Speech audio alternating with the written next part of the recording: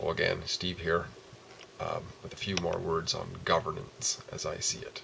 Governance in the typical governmental sense.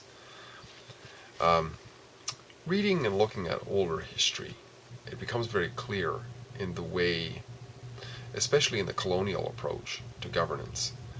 The approach was explicitly put forth that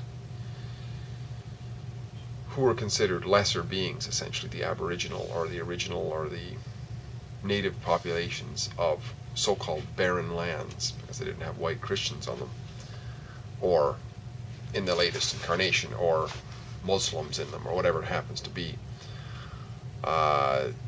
weren't fully developed in some way. They were considered lesser and therefore not capable of governing themselves. Therefore, it was incumbent upon these great savior classes of people to conquer and govern them, right?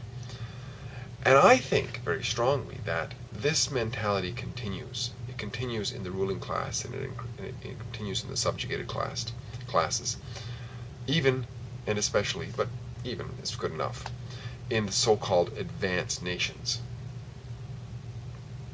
To me, it's quite clear that the ruling classes almost certainly must be of the minds, at least the ones who were senior enough to think about this, must be of the mind that the people, the general men and women out there, are not capable of governing themselves, and therefore they must be governed. And thus, in a way, the governed and the governed are just two parties of the same system. They can't exist without the other, right? One without the other. And I would say that I agree. They obviously, the vast majority of people obviously demonstrate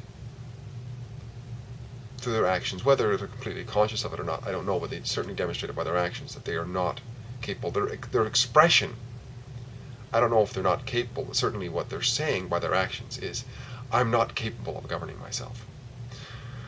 And one good example of this is the recent election that was in so-called Canada, where 60-some-odd% of the eligible voters, they call them, showed up and voted. And voting, of course, to me is an expression of,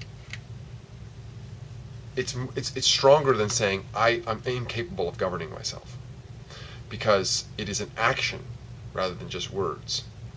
It's a signing up that I submit to somebody else's authority, and not only do I just like doing it, it is my duty, and I'm somehow better for it.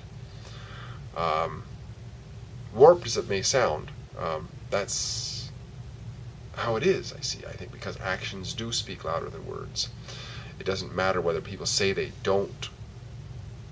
not, that they are capable of governing themselves. If they turn around and act as though they need to be governed, they have to select somebody to govern an aspect of their lives and the lives of others, but especially for their own lives.